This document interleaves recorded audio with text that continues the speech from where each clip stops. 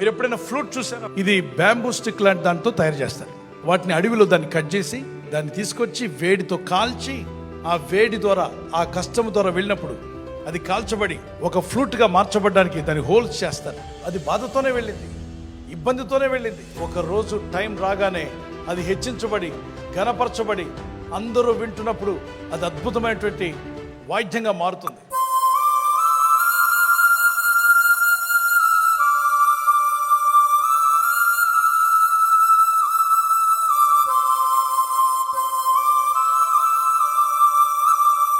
అమ్మమ్మ నాకు శ్రమలొద్దు అన్నట్లయితే పొయ్యిలో కాలిపోయే కర్రగా ఉంటుంది, ఉపయోగం లేదండి.